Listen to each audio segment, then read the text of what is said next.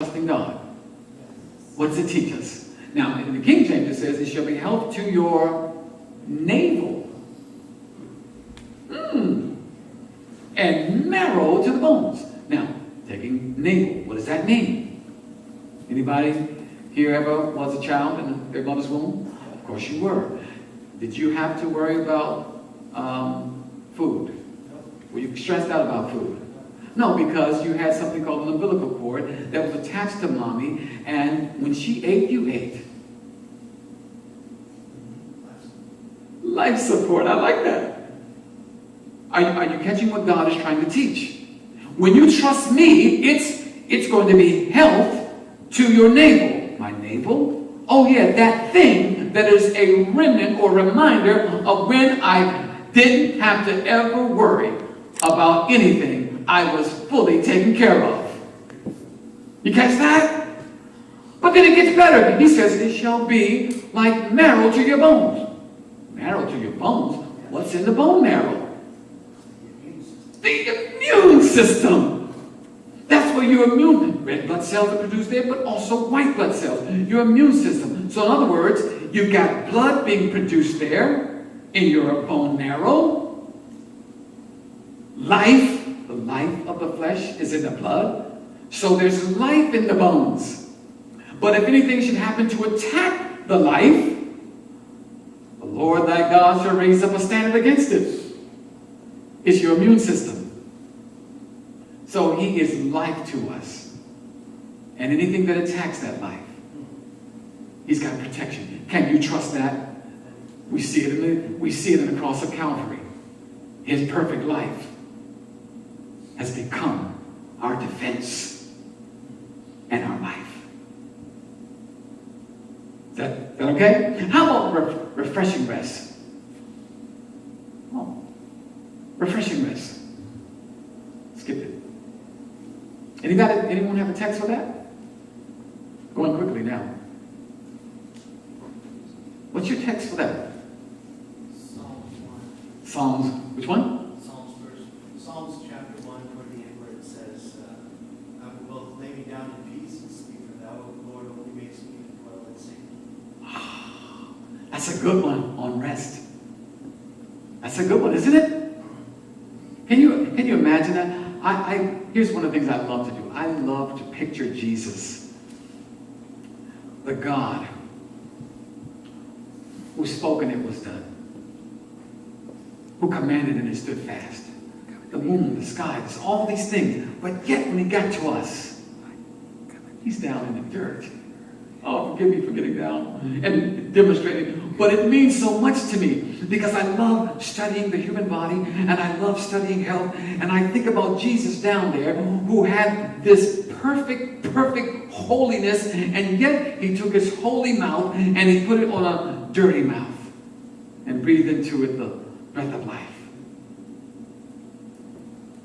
Oh, that says something about how he loves us. Everything else was spoken, but yet he's down here. And you think that he was probably going in fast motion, but I like to imagine that he was down there and he was taking his time. Nerve endings, marrow, sinew, all your gray matter, all your synapses, your neurons, every cell.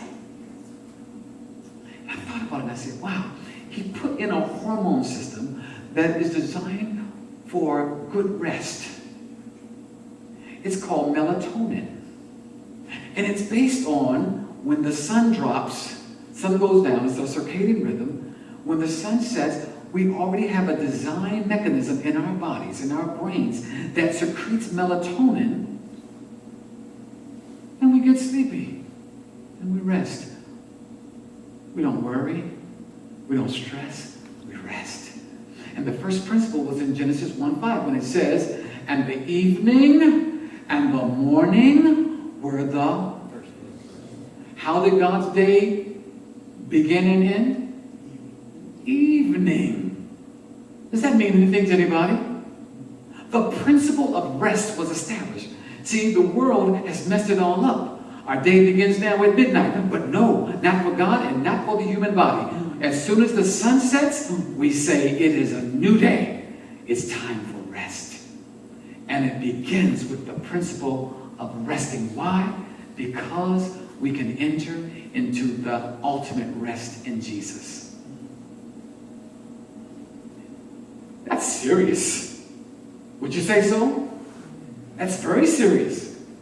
Because Hebrews chapter 3 and 4 tells us that some did not enter in because they didn't enter into that rest. And that rest wasn't only the Sabbath. It was resting in his own righteousness. And they didn't accept it. The Bible tells us they rejected it. Oh, but this weekend, there will be no excuse. We won't reject the righteousness of Christ after this weekend. We're going to see it this way and that way by God's grace. How about sunshine? Enjoy sunshine. There's a wonderful principle there. And we know that it's good. It's a great principle. Should make sure that I point out that in each one of these principles, you can start right there. You've seen it in the book. If you've gone through it, you've seen that when you trust more, you stress less, right?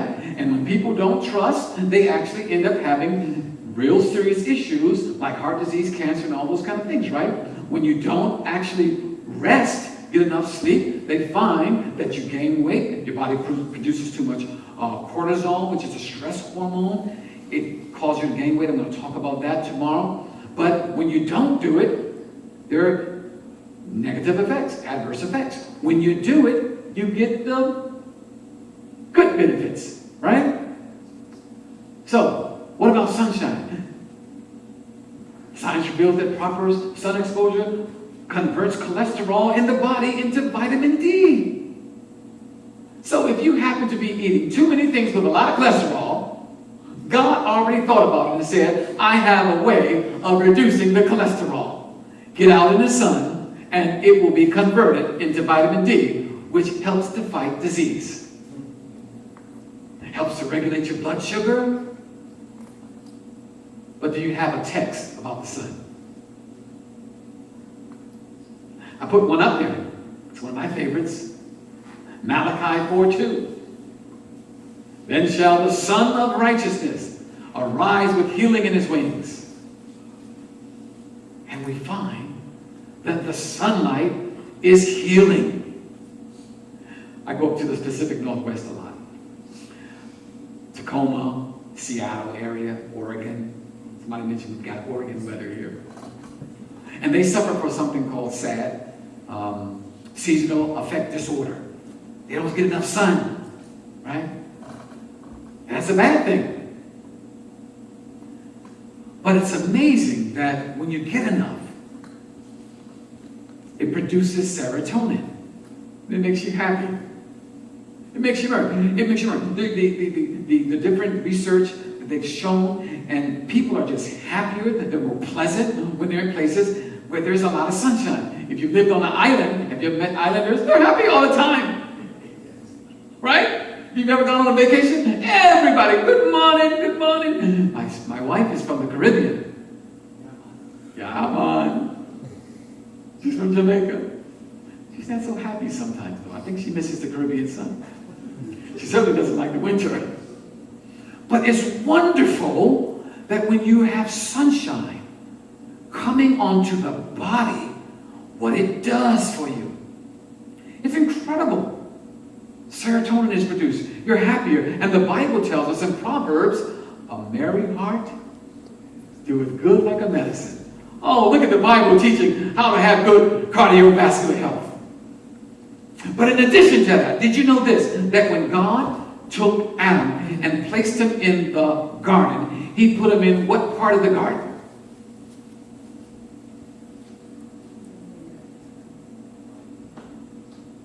What was that? I don't like this. She said the middle. That way you took a neutral stance. You said he's in the middle, and that's the right answer no matter how you look at it. It's in the middle. What does the Bible say? He placed him eastward in the garden. Go back and look. Now you have to begin to ask God. See, wisdom, get it, but get understanding. What's the understanding? What is God trying to teach about the physical planting of Adam in the eastern part of the garden?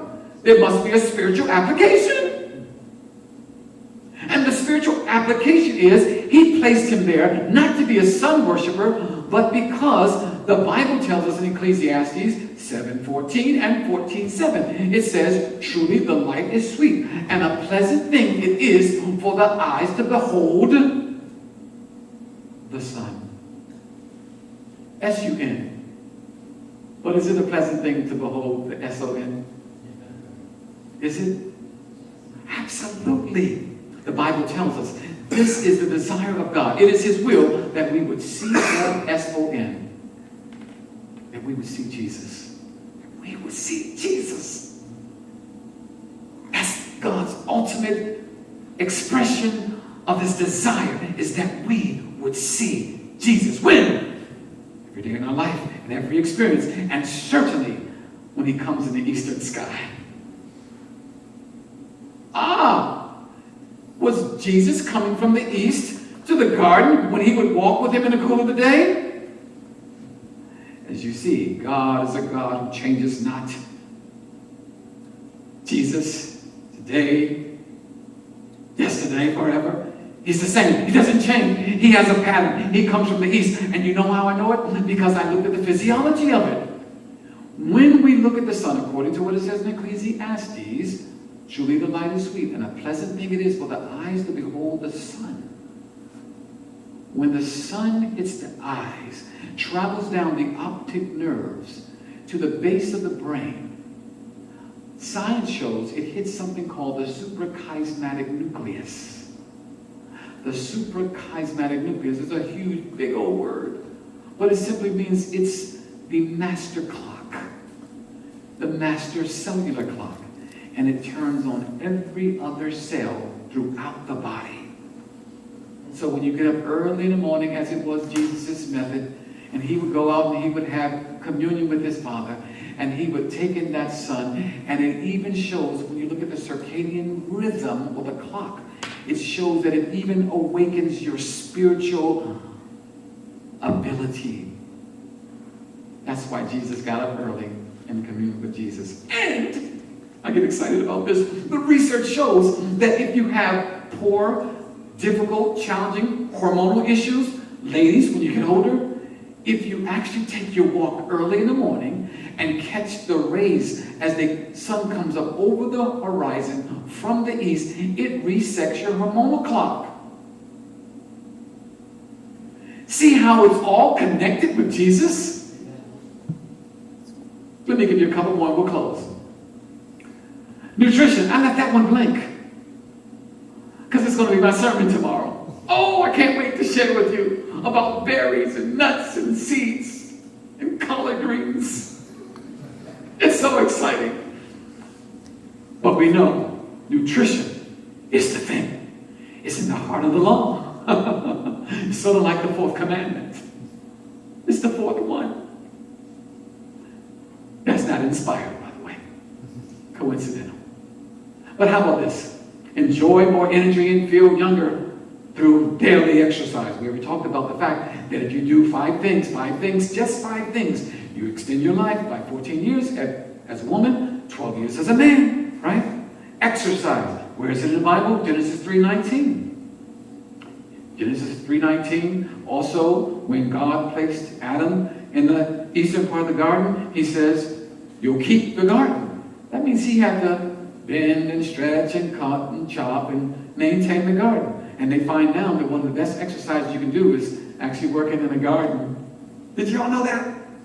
When they looked at the blue zones, 5 blue zones, when they looked at the blue zones, they looked at people who don't have gym memberships. They wondered what type of exercise they get. And it's something always organic, something that just nudges them to a healthier lifestyle, but without necessarily belonging to a gym. Seventh-day Adventists, we actually do things like we walk, right? We found that that's the best exercise that you can do. And a lot of times we work in the gardens, just like Adam did. We haven't lost it over 6,000 years. So that's wonderful. That's good. But then after sin, you can read it as a curse, but God says, by the sweat of your brow. Now, as far as we know, I have no hardcore evidence from Scripture, but I don't believe that Adam sweated before. That's a waste product. That's just my own thing. I'm not saying it's inspired, but when God says now, by the sweat of your brow, you have to bring forth your food. So Adam had to sweat now. His exercise was intensified. But he needed it because now he's in a sinful condition. Sinful condition means that you have to deal with toxins and different types of diseases. And the number one thing, the number one and number two things that you can do to fight cancer is sweat and to have a good plant-based diet. Especially greens. Science is starting to catch up with God. As if.